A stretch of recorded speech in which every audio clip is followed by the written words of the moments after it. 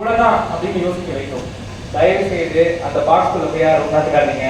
அந்த பாக்ஸ்குள்ள போனால உடச்சிட்டு வெளியே வர ட்ரை பண்ணுங்க. இது என்னுடைய முதல் பணிவான வேண்டுகோள்.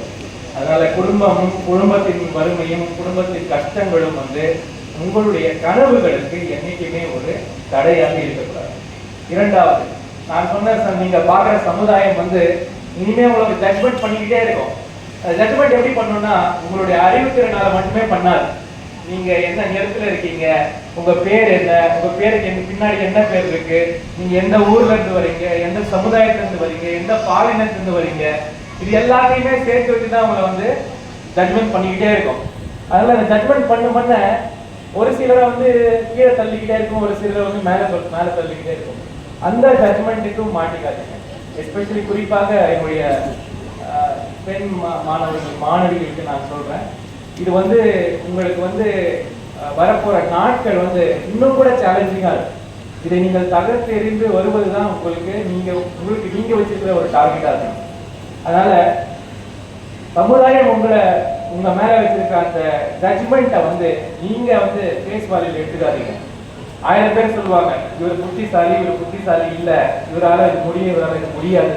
இதெல்லாம் அவங்க பார்வையில இருந்து சொல்றது, உங்க பார்வையில கிடையாது. உங்க பார்வையில எல்லோருமே ஒரு விதத்துல கேப்பபிளான ஆளுங்க தான்.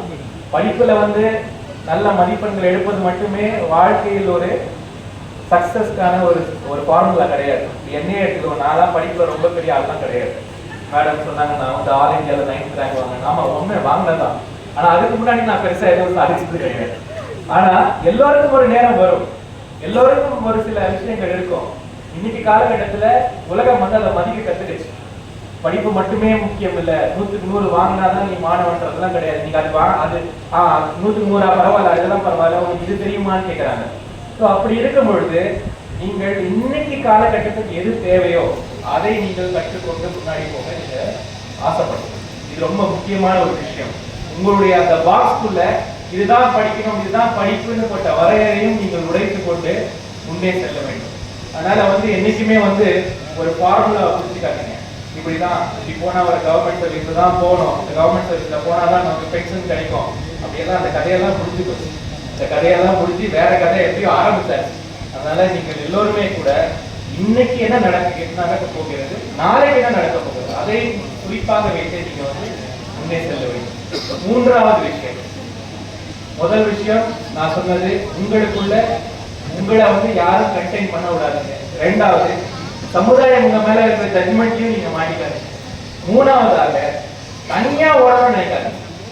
இது சின்ன வயசுல நம்ம சொல்லி கொடுத்த பாடம் என்னன்னா, வெற்றிக்கு வழி என்னன்னா நம்ம தனியா முயற்சி செஞ்சுட்டே இருக்கணும், முயற்சி செஞ்சுதான் நம்ம மேல போகணும். கண்டிப்பாக உண்மை.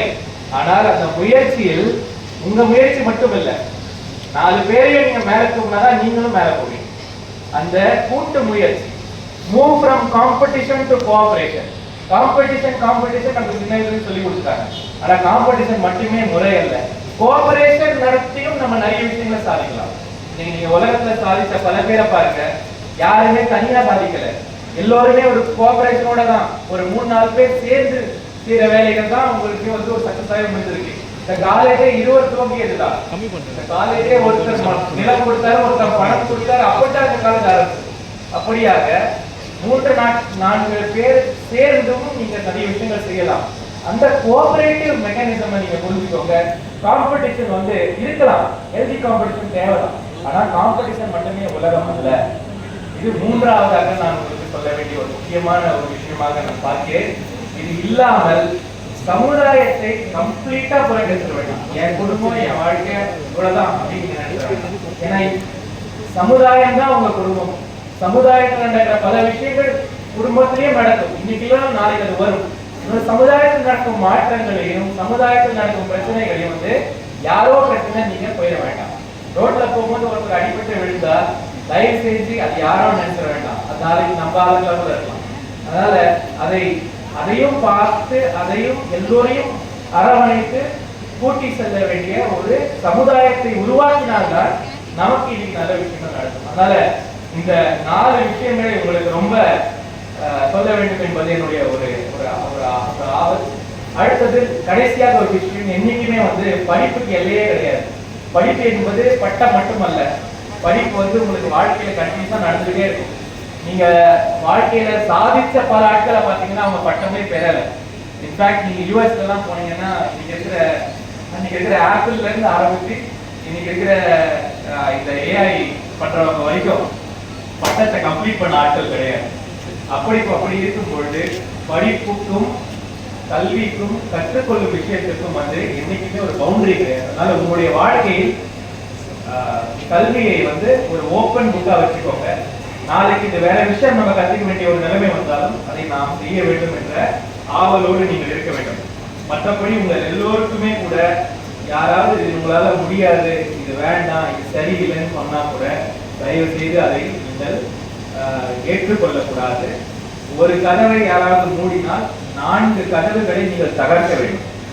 ஒரு கதவை யாராவது உங்க மேல மூடினாங்கன்னா 4 கதவுகளை நீங்கள் தகர்க்க வேண்டும். அப்படி தகர்த்துதான் ஒரு மாணவ பாதையில் இருந்து ஒரு சமுதாயத்தை உருவாக்கும் ஒரு சக்தி நமக்கு கிடைக்கும். அதனால இன்றைக்கு மறுபடியும் உங்களுக்கும் சரி, உங்களுடன் நின்ற ப்ரொஃபசர்ஸாக இருக்கட்டும், ஸ்டாஃபாக இருக்கட்டும், உங்களுடைய ரிலேட்டிவ்ஸாக இருக்கட்டும், உங்களுடைய பெற்றோர்களாக இருக்கட்டும், எல்லோருக்கும் ஒரு பெருமையான ஒரு நாள். இந்த நாளில் உங்கள் எல்லோரையும் நான் என்னுடைய மனமார்ந்த ஒரு விஷஸ், உங்களுக்கு best wishes. And I hope நீங்க எல்லோரும் ஒருவரும் நீங்க எல்லோரும் கூட வாழ்க்கையில் வந்து நீங்கள் எங்கே செல்ல வேண்டும் என்று நினைக்கிறீர்களோ அந்த பாதையை நீங்கள் செல்ல வேண்டும், அந்த எல்லையை நீங்கள் அடைய வேண்டும். போகின்ற பாதையை நீங்கள் மகிழ்வுடன் என்ஜாய் பண்ண வேண்டும் என்று இறைவனை பிரார்த்தித்து எல்லோருக்கும் மறுபடியும் ஒரு என்னுடைய best wishes, all the very best.